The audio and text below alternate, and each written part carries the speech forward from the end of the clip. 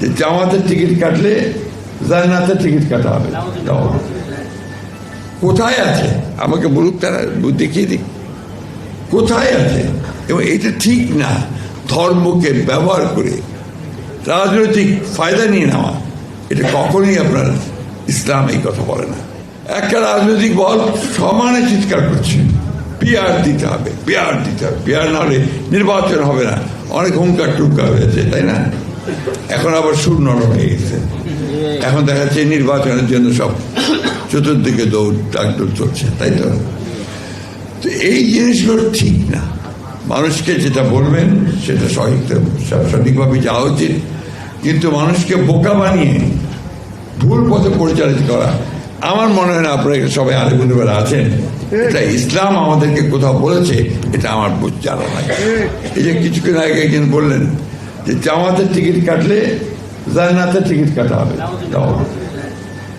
কোথায় আছে আমাকে বলুক, তারা দেখিয়ে দিক কোথায় আছে।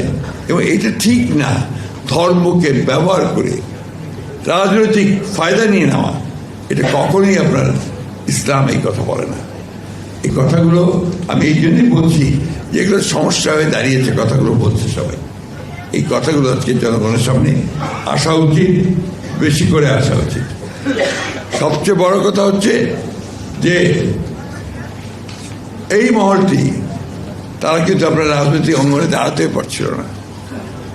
আমাদের শহীদ প্রেসিডেন্ট জিয়াউর রহমান সাহেব তাদেরকে সুযোগ করে দেন রাজনৈতিক অঙ্গনে আসার। আইডিয়ার নামে প্রথম এসেছিল, মনে আছে আমাদের, ইসলামিক ডেমোক্রেটিক লীগ। তারপরে তারা কাজ করেছেন, আমাদের সঙ্গেও কাজ করেছেন, আমরাও তাদেরকে নিয়ে কাজ করেছি।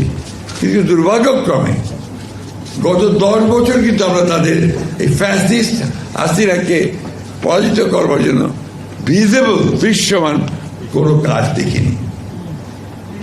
ঢাকা বিশ্ববিদ্যালয়ের নির্বাচনে শুনতে পাই ছাত্রলীগের মধ্যে তারা ঢুকেছিল, শুনেছি, আমরা জানা নেই আমার, অর্থাৎ ছাত্রলীগ সেজে তারা সেখানে ছিল। এই ধরনের কাজ তো আমরা করতে পারি না। আমরা সরাসরি সামনাসামনি লড়াই করেছি। আমাদের 60 লক্ষ মানুষের মধ্যে মিথ্যা মামলা দেওয়া হয়েছে, আমাদের 20,000 লোককে হত্যা করা হয়েছে, প্রায় 1700 মানুষকে, নেতা, আমাদের এমপি সহ গুম করে দেওয়া হয়েছে। আমরা 200, 300, 400 মামলা নিয়ে আছি, আমাদের 11 বার জেলে গেছি। কিন্তু আমরা একটা বিষয় আমরা চাচ্ছি যে আমরা একটা গণতান্ত্রিক রাষ্ট্র চাই।